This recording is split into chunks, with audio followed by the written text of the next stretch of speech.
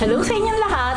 Narito na naman si Mami Essie para mag-share na naman sa inyo ng isang masarap na recipe. Ngayon po ay gagawa tayo ng chicken arroz caldo. Pero bago tayo mag-umpisa, kung kayo ay nasa Facebook, don't forget to follow, like, and share. At kung nasa YouTube naman po, wag lang kalimutang mag-subscribe at pindutin ang bell button para lagi kayong updated sa ating mga bagong video. Ngayon, narito po ang ating mga kakailanganing sangkap. Sa paggawa po ng chicken arroz caldo, gagamit po tayo ng 1 cup na malagkit na bigas. Ito po yon. At 1.5 cup na yung bigas. Bigas po yung regular na bigas yung sinasaing natin. 1 kilong chicken. Chinap ko lang po ng ganitong kalalaki. Ayan po. Assorted po yung gagamitin natin para masarap.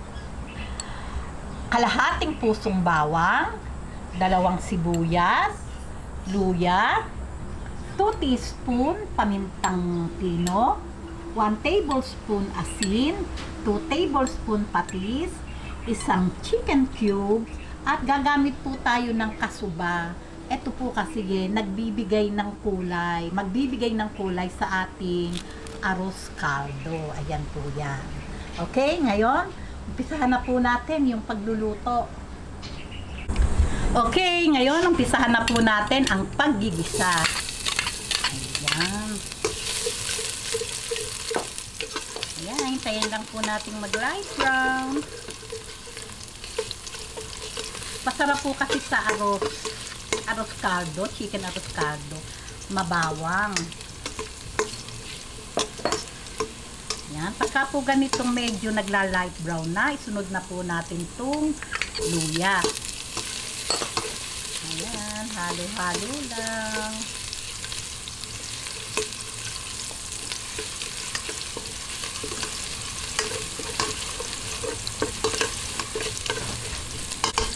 Sunod po natin itong sibuyas.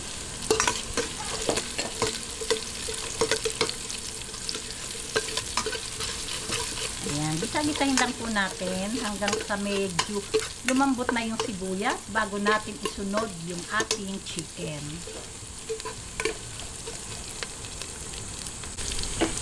Ngayon, pagka po ganyang talaga namang amoy na po yung aroma, bang-bango na po, sunod na po natin itong ating chicken.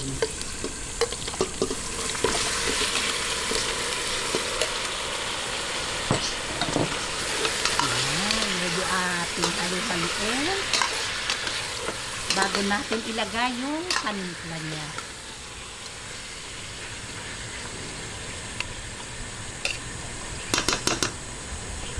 Ayan, pagka po ganitong nag-light brown na, lalagay na po natin itong ating patis,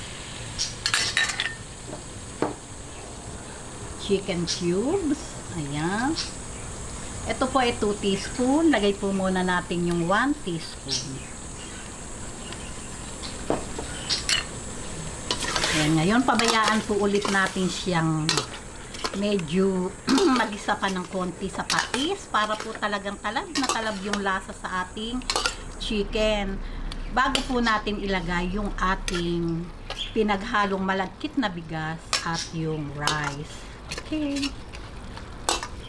Ayan, pagka po ganitong gisang-gisa na yung ating chicken, ilalagay na po natin tong ating pinaghalong malagkit at bigas. Ito po ay hinugasan ko ng 3 beses. Ayan, lalagay na po natin.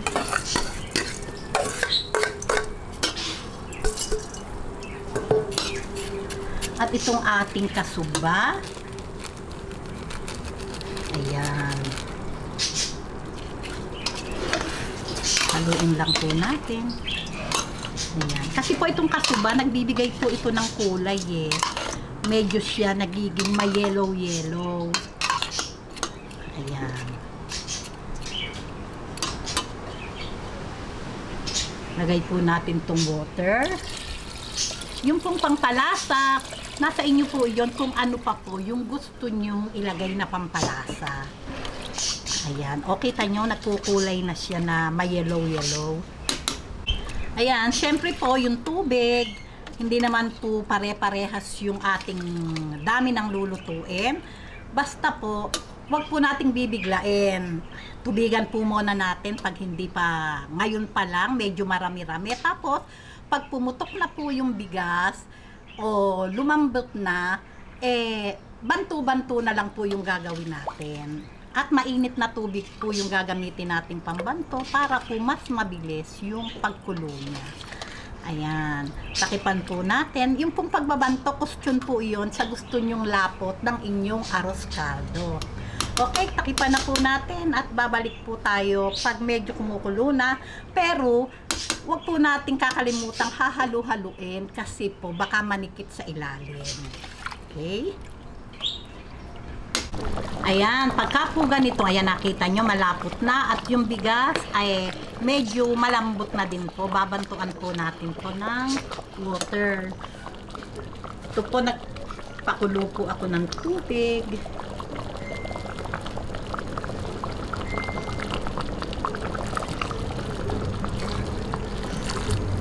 Ayan. Ayan, ngayon, ito po ay hihintayin na natin na talagang lumambot yung ating rice at magbabalik po tayo. Ayan, pagka po ganitong malapot na, tingnan nyo. At yung bigas po okay na din po, luto na. Ito po ay mga 3 to 4 minutes ay okay na po. Lalagay na po natin yung natitirang paminta, 1 teaspoon. Yung pong asin, nasa inyo po yung panlasa, kung okay na po sa inyo yung alat. Kayo na po yung bahala. Ngayon, kung meron kayong gustong ilagay na pampalasa na gusto nyo, wala pong problema yon. Pwedeng nyo pong ilagay. Okay? 2 to 4 minutes ay papatayin ko na po ang apoy at ready na po itong ating chicken arroz caldo. Ayan, after 4 minutes ay okay na po ito, malapot na. Lalo po pag lumamig to ay mas lalo pa pong lalapot. Patayin ko na po ang apoy at ready na po ito para sa ating merienda. Ayan, ready na po ito para sa ating merienda. At ayan o, tingnan nyo, di ba ang ganda ng lapot? Okay, lagay na po natin sa ating lalagyan. Ayan, sandukin na po natin at talaga namang katakam-takam ang ating masarap na chicken arroz caldo. Nakita nyo naman. Ngayon, lalagyan po natin yan ng toppings. Ayan, ngayon po, ligyan natin ng toppings. Yung pong toppings, syempre po, bahala na po kayo kung ano ang gusto nyong itoppings. Ayan. Masarap po, syempre, may toasted garlic. Ayan. O, diba? Ayan, heto na po ang talaga namang napakasarap na chicken arroz caldo. O di po ba, gawin nyo na po ito at nako, siguradong magugustuhan ng pamilya nyo at meron kayong masarap na merienda para sa mga bata. Syempre, masarap to. O di ba? O, paano po? Kung nagustuhan nyo ang video na to, wag lang kalimutang mag-likes and don't forget to share and subscribe. Babuus!